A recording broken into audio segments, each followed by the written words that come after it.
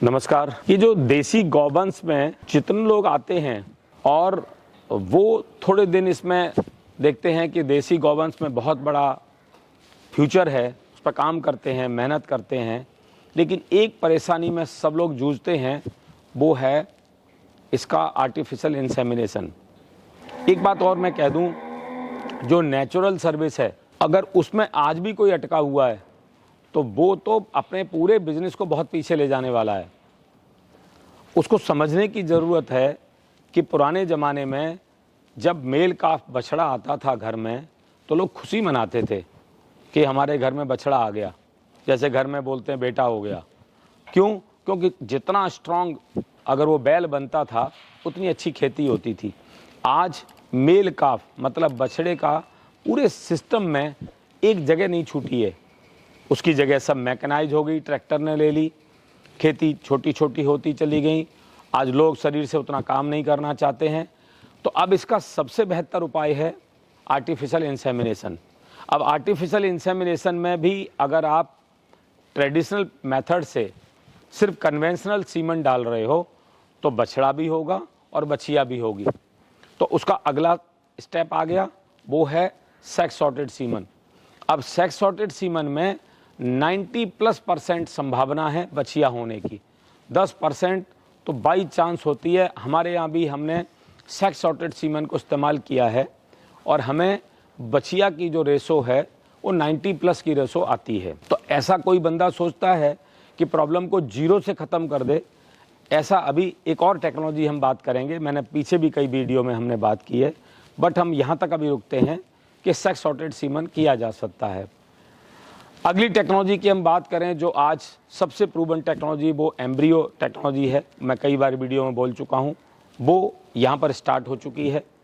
हमारी खुद के फार्म में खुद के 15 एम्ब्रियो बन चुके हैं, 15 एम्ब्रियो बना के रखे हुए हैं, 5 एम्ब्रियो हमारे फार्म में डल चुके हैं और उनका पूरा प्रोटोकॉल, उनकी पूरी परीक्षण चालू है।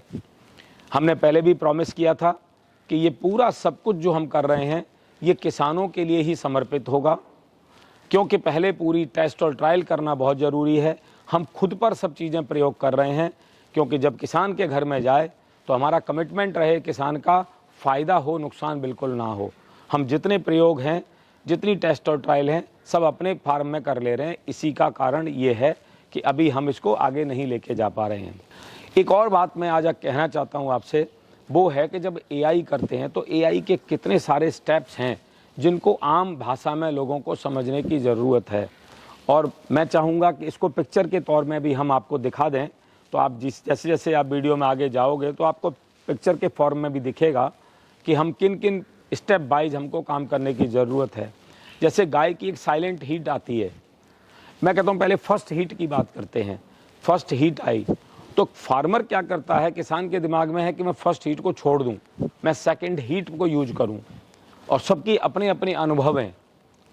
लेकिन ज़माना बदल रहा है, एनवायरनमेंट बदल रहा है और हमको हर समय समझना पड़ेगा कि आज क्वालिफाइड डॉक्टर्स ने क्या इसको अनुभव किया है। हमारे पास क्वालिफाइड डॉक्टर्स की टीम है और वो देखते हैं कि फर्स्ट हीट, सेकेंड हीट और साइलेंट हीट, तीनों में से सबसे बेस्ट हीट कौन सी है जिसमें आपको एआई करना चाहिए। एक वो बहुत स्टेप ज़रूरी है।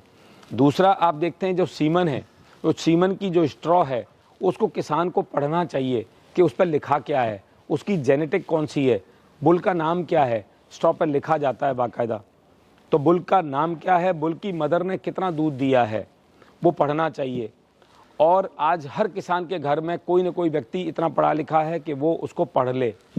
फिर जब सीमन आया, नाइट्रोजन के सिलेंडर में से निकाला, तो उसको थॉ कैसे कर रहा है एआई टेक्नीशियन, किस प्रैक्टिस से कर रहा है, क्योंकि वो उसमें लाइव जीवन है, उसके अंदर, उस स्ट्रॉ के अंदर जीवन है। वो जिंदा आपका जिसको बोलते हैं सीमन है, वो जब जाएगा गौवंश में तो जब ही वहाँ पर एक नया जीवन को जन्म दे पाएगा जब वो प्रॉपर उसके अंदर जीवन होगा। क्योंकि अगर उसके अंदर जीवाश्म जो जीवाणु हैं अगर वो मर गए किसी भी कारण से, कोई टेम्परेचर का एब्यूज हुआ, कोई टेम्परेचर का ऊपर नीचे हुआ, तो आपकी एआई फेल होने वाली है। तो पहला हमने स्टेप बोला कि heat, first heat, second heat और साइलेंट हीट, दूसरा हमने बोला कि जो आपका सीमन आ रहा है उसके स्ट्रॉ पे पढ़ना।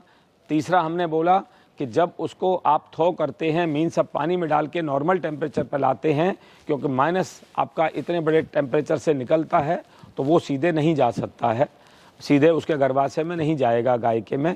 तो वो एक स्टेप को ज़रूर हमें समझना पड़ेगा।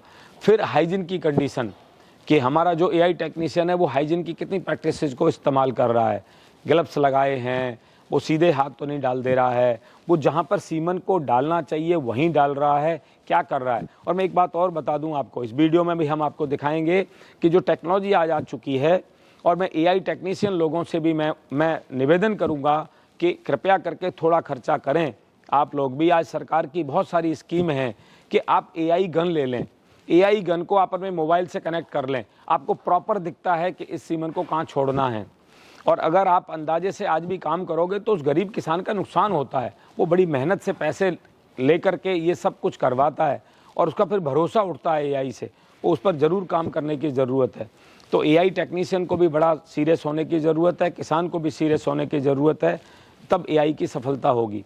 अगला पॉइंट आता है कि ये जो पूरा प्रकरण के अंदर अगर देखा जाए तो जो गाय है, उस गाय ने कितना उसकी न्यूट्रिशन उसके अंदर बॉडी के अंदर है, क्या उसको मिनरल मिक्सचर खिलाए हैं, क्या उसको पूरा प्रोटीन उसको मिला है, क्या उसको डाइट पूरा मिला है, उसको हरा चारा, सूखा चारा, उसको फीड कंसंट्रेट, कैटल फीड कौन सी खिला रहे हो, क्योंकि पशु आहार पे बड़ा डिपेंड करता है। अगर आपने अच्छी क्वालिटी का पशु आहार नहीं खिला रहे हो तो वो अंदर से कितना तैयार है उसका शरीर वो रिसेप्ट करने के लिए, दोबारा से गर्भित होने के लिए गाय कितना मानसिक और शारीरिक तौर पर तैयार है। अगर वो तैयार नहीं है तो पूरे पिछले प्रोटोकॉल सही भी हों तो आपकी एआई सफल नहीं होगी।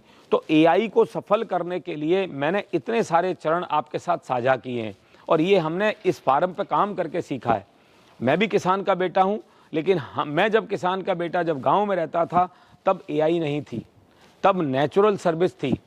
और नेचुरल सर्विस और एआई के प्रोटोकॉल में बहुत डिफरेंस है।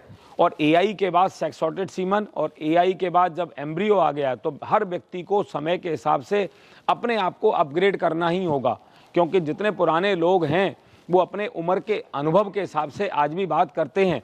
मैं उनके अनुभव का स्वागत करता हूं, धन्यवाद करता हूं, लेकिन आगे जितनी टेक्नोलॉजी आ रही है उसके लिए पढ़ी लिखी जनरेशन को पढ़ना होगा। जितना वो सोशल मीडिया पे बाकी चीज़ों पे टाइम लगाते हैं, मैं निवेदन करता हूं कृपया करके अपने सब्जेक्ट को पढ़ें, समझें, क्योंकि अगर आपने पढ़ा और समझा नहीं तो ये ज़माना जो आगे जो बदलाव आ रहा है और उसको आपने अपनाया नहीं तो पुराने अनुभव इसमें सारे काम नहीं आएंगे, तभी कामयाब होगा ये पूरा एआई का सपना। और आप देखते हैं आज किसान के घर में कोई भी बछड़ा हो जाता है तो किसान के कितना बड़ा सरदर्द है। आज किसान उसे कहीं भी छोड़ता है, अगर राम के घर में बछड़ा हो गया वो श्याम के खेत में छोड़ देगा, कहीं भी छोड़ेगा तो फसल को नुकसान करता है। तो वो अगर उस सबसे बचना चाहते हो तो ये सब उपाय जो मैंने डिस्कस किए हैं वो करने की ज़रूरत है। और एंड ऑफ द डे मैं बोलूं तो फाइनल आज की तारीख में जो बेस्ट टेक्नोलॉजी वर्ल्ड की आ चुकी है वो एम्ब्रियो है। बहुत बहुत धन्यवाद। आनंद करो।